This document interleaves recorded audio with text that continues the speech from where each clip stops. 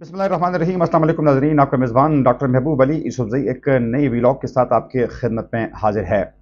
नाज़रीन, हमेशा हम मुल्क की सियासत की बात करते हैं, लेकिन इस वक्त मुल्क की सियासत के अलावा जो बैनुल अक़वामी फ़िज़ा है वो हम एक खुदा न खास्ता एक नई जंग की तरफ जा रहे हैं।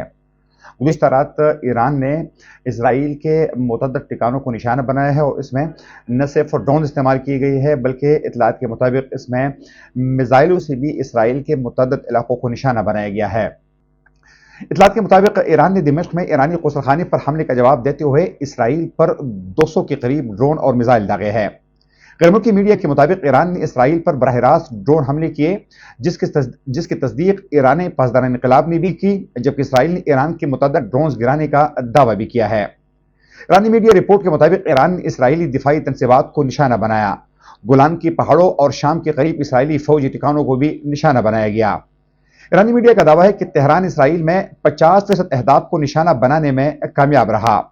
इसराइली फिजाई अड्डे को भी खैबर मिसाइलों से टारगेट किया गया था। दूसरी जानब इसराइली फौज ने तस्दीक की है कि ईरान के 200 ड्रोन इसराइली इलाकों तक पहुंचे, जबकि जमीन से जमीन पर मार करने वाले दर्जनों ईरानी मिसाइलों में से कुछ मिसाइलों से इसराइल पर हमला हुआ है। इसराइली फौजी तर्जुमान ने भी तस्दीक की है कि ईरानी ड्रोन से जुनूबी इसराइल में फौजी अड्डे को नुकसान पहुंचा और इसराइल पर ईरानी मिसाइल हमले में एक लड़की जख्मी हुई। खतरात अभी टले नहीं है और फोर्सेस खतरात का मुकाबला कर रही है। ड्रोन ईरान से रवाना होने में इससे कबल इसराइल की जानिब से कहा गया था कि दर्जनों यूएई जो है वो इसराइल को निशाना बना रहे हैं। इसराइली फौजी तर्जुमान के मुताबिक ईरान ने अपने सरजमीन से इसराइल की सरजमीन की तरफ बगैर पायलट के तैयारे रवाना किए। उन्होंने अवाम से होशियार रहने की अपील करते हुए कहा कि होम को इसराइल की सरजमीन तक यूएवीज फ्रंट कमांड की हिदायत पर अमल करे।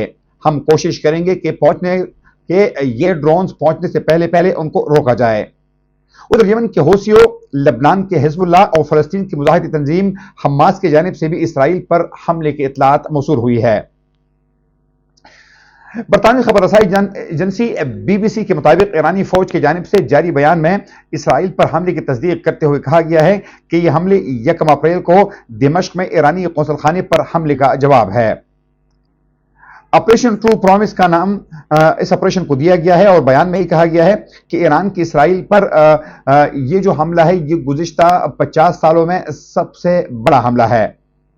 इसके अलावा क़ौम मुत्तहिदा ईरानी मिशन का सोशल मीडिया पर बयान सामने आया है, जिसमें कहा गया है कि ईरान की फौजी कार्रवाई दिमश्क में ईरान के सफारती इहाते के खिलाफ इसराइल की जारहियत के जवाब में की गई। मामला अब खत्म समझा जा सकता है। ईरानी मिशन का कहना है कि ईरान पर हमला किया गया तो मजीद शिद्दत से जवाब दिया जाएगा। उधर ईरान की वज़ीर दिफा ने एक बयान जारी करके पड़ोसी ममालिक को खबरदार किया है कि उनमें से जो भी ड्रोन को रोकने के लिए इसराइल के लिए अपनी फिजाई हदूद खोलेगा तो उसे भी निशाना बनाया जाएगा। ईरानी वज़ारत ख़ारिजा ने कहा है कि किसी भी फौजी जारहियत के खिलाफ अपने जायज़ मफादात के तहफ़्फ़ुज़ के लिए मज़ीद दिफाई इक़दामात करने से दरेग नहीं करेंगे।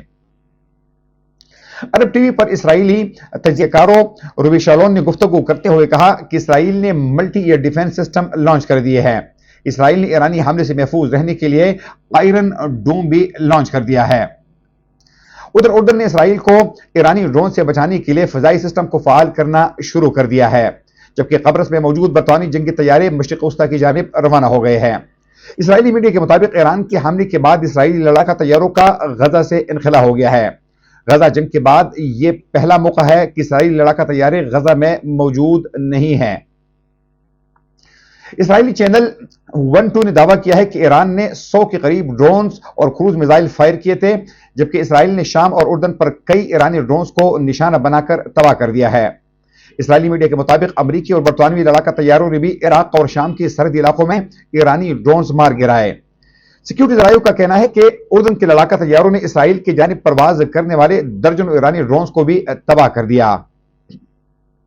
ईरानी सिक्योरिटी जराये के मुताबिक उर्दन की जानिब से इसराइली हिमायत में जवाबी हमलों पर नजर रखे हुए हैं। उर्दन हमारा अगला हदफ हो सकता है। इसके अलावा ईरानी पासदार इनकलाब ने अमेरिका को खबरदार किया है कि अमेरिका इसराइल की हिमायत ना करे और ईरान के मफादात को भी नुकसान ना पहुंचाए।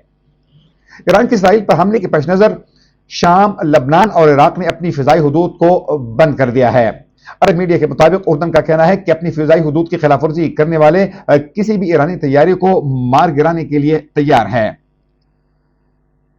ذرائع کے مطابق شامی فوج کے مطابق شام نے دارالحکومت دمشق سمیت اہم اڈوں پر ایئر ڈیفنس سسٹم کو الرٹ کر دیا ہے، جبکہ اردن نے بھی ہنگامی حالت نافذ کر دی ہے۔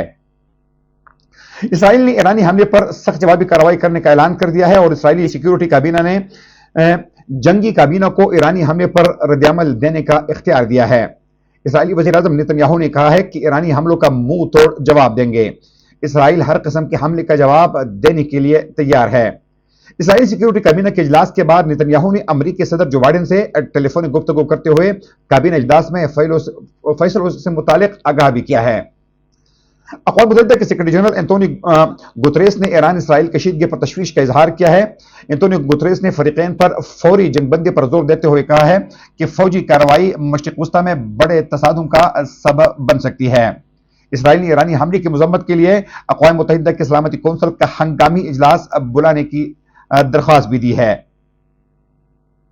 اسرائیل کی جانب سے 1 اپریل کو شام کے دارالحکومت دمشق میں ایران کی سفارت خانے پر میزائل حملے میں 8 افراد جاں بحق ہو گئے تھے۔ غیر ملکی خبر رساں ایجنسی نے بتایا ہے کہ اسرائیلی حملے میں جاں بحق ہونے والوں میں ایرانی پاسداران انقلاب کی القدس بریگیڈ کے سینئر کمانڈر رضا زاہدی بھی شامل تھے۔ بعد ازاں ایران نے دمشق میں ایرانی سفارت خانے پر اسرائیلی حملے پر جوابی کارروائی کی دھمکی دی تھی۔ ایران کے جوابی حملے کے خطرے کے پیش نظر امریکہ نے اسرائیل میں موجود اپنے شہریوں کو نقل و حرکت محدود کرنے کا حکم بھی دیا تھا۔ ہفتے کو ایرانی فورسز نے ابنائے ہرمز میں اسرائیلی کمپنی کا جہاز قبضے میں لے لیا تھا۔ ایرانی سرکاری میڈیا کا کہنا ہے کہ ایرانی بحریہ کے خصوصی دستوں نے ہیلی کاپٹر کا استعمال کرتے ہوئے جہاز کو قبضے میں لیا۔ رپورٹ کے مطابق ایرانی بحریہ نے جہاز پر اس وقت قبضہ کیا جب وہ متحدہ عرب امارات سے 80 کلومیٹر دور ابنائے ہرمز میں سفر کر رہا تھا، اور اس وقت صورتحال یہ ہے کہ پوری دنیا جو ہے اس نئی جنگ کو روکنے کے لیے متحرک ہو گئی ہے۔ تاہم مبصرین کا کہنا ہے کہ اس جنگ کو روکنے میں جہاں امریکہ کا کلیدی کردار ہوگا، وہاں روس اور چائنا کا بھی ایک اہم کردار جو ہے وہ سامنے آ سکتا ہے۔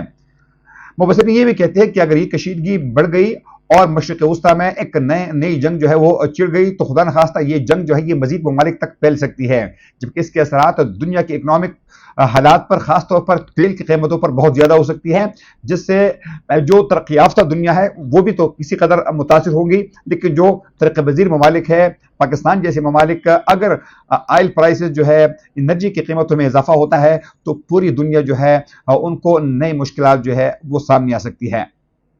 اگلے پروگرام تک اپنے میزبان ڈاکٹر محبوب علی صدیق اجازت دیجیے۔ اللہ حافظ۔